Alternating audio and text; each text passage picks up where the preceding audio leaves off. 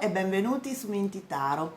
Oggi voglio parlare di una paura abbastanza comune tra chi inizia a leggere i tarocchi o a usare altre pratiche divinatorie, ovvero la paura di attrarre energie negative che si possono poi tradurre in eventi infausti, spiacevoli nella nostra vita. Cioè in pratica c'è questa credenza che i tarocchi portino sfortuna.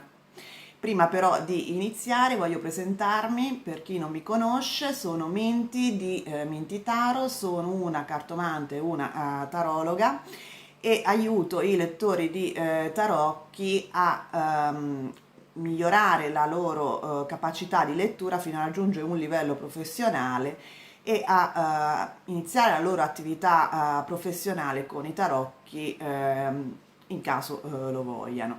Se volete avere più informazioni sui miei programmi, vi invito a scrivermi a mintitaro@gmail.com oppure su Facebook con un messaggio mi trovate come Ales Minti. Io quando ho iniziato nel 93, nel 1993, avevo un'amica che a un certo punto mi disse: ah, stai attenta perché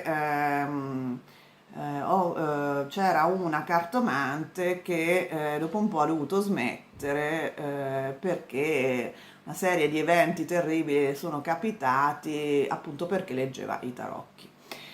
Questa è una leggenda metropolitana, quindi che i tarocchi portino sfortuna, che risale, non lo so, di lungo corso comunque. Ecco, tutti secondo me prima o poi abbiamo sentito parlare di una cartomante che ha smesso l'attività perché i tarocchi portano sfortuna.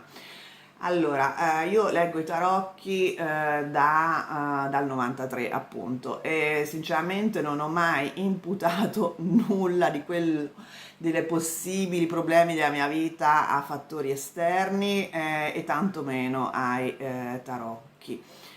Non è vero che le attività divinatorie o i tarocchi in particolare portino sfortuna o ci facciano attrarre delle energie negative.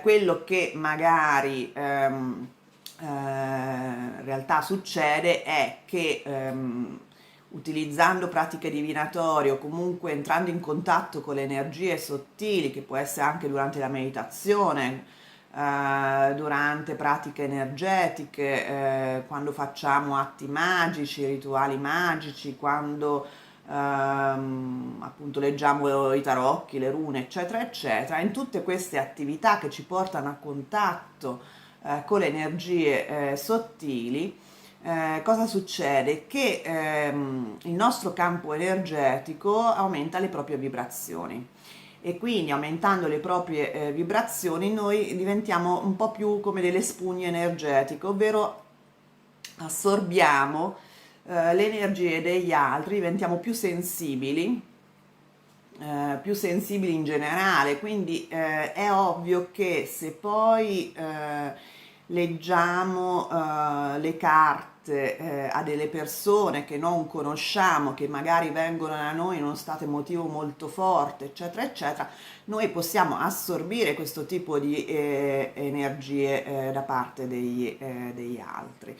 Ma questo non è in particolare i tarocchi e soprattutto questo assorbire delle energie altrui può capitare in qualsiasi occasione, anche semplicemente telefonando a un amico che è arrabbiato in quel momento, eccetera, eccetera. Cioè, comunque le pratiche che ci portano a contatto con le energie sottili aumentano le nostre vibrazioni e quindi noi siamo più sensibili alle vibrazioni di un ambiente o di altre persone o degli oggetti che ci circondano, eccetera. Cioè, in cosa si traducono queste energie che assorbiamo? Beh, in un senso di pesantezza, magari diventiamo noi stessi nervosi, siamo giù di tono, abbiamo dei stati umorali un po' esaltati, siamo affaticati psicologicamente, ma non si traducono in eventi traumatici o eventi sfortunati o comunque in eventi spiacevoli, cioè non si traducono automaticamente, ma quasi, cioè mai, devono essere proprio delle cose estremamente pesanti perché poi si trasformino in eventi spiacevoli nella nostra vita. Più che altro come conseguenza abbiamo questi stati energetici che diventano bassi, basicamente. Soprattutto quindi quando leggiamo le carte a persone che non conosciamo e leggiamo abbastanza di frequente, è conveniente utilizzare delle pratiche di purificazione del nostro campo energetico, cioè della nostra aura, con il Reiki, con l'incenso, con dei cristalli, oppure mettere dei cristalli sul piano di lavoro, come per esempio la tormalina nera o altre pietre nere, anche il quarzo fumé per esempio, che assorbono le energie negative. Oppure fare delle pratiche di grounding prima della lettura. Ho fatto un video sul grounding che vi posterò il link.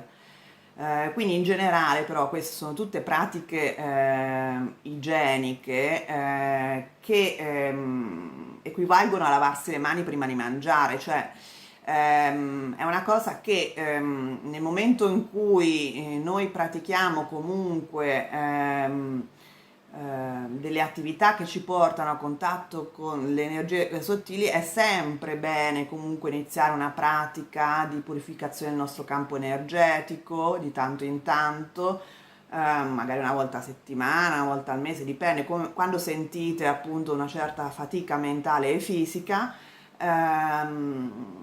E magari appunto utilizzare delle pietre, dell'incenso, eccetera, prima e dopo la lettura dei tarocchi. Però quello che voglio sottolineare io sono delle pratiche energetiche appunto come lavarsi le mani, cioè non vuol dire che se uno non lo fa tutte le volte si prende il tetano, no?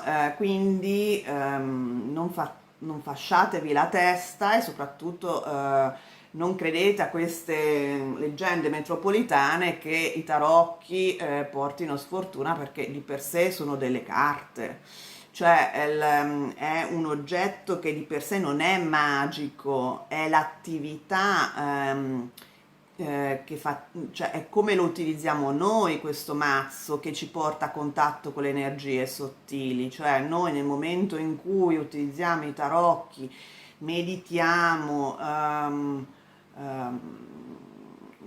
facciamo dei rituali magici, noi apriamo i nostri canali intuitivi, aumentiamo le nostre vibrazioni e quindi andiamo in contatto con le energie sottili, cioè alteriamo il nostro stato di coscienza. Sono tutte queste attività che facciamo noi che ci portano a contatto con le energie sottili, non i tarocchi e non esclusivamente i tarocchi, cioè nel senso anche la meditazione. Con la meditazione si corre lo stesso rischio di assorbire energie negative, per esempio.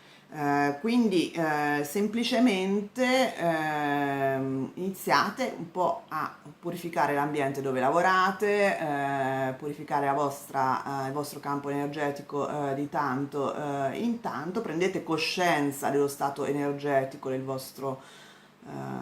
vostra aura e agite di conseguenza senza assolutamente fasciarvi la testa. Bene, spero che questo video vi sia stato utile. Se avete ulteriori domande scrivetele nei commenti. Se vi è piaciuto il video vi invito a mettere like, a iscrivervi al canale se non l'avete già fatto, soprattutto attivare la campanella in modo da non perdere i prossimi video e noi ci vediamo presto.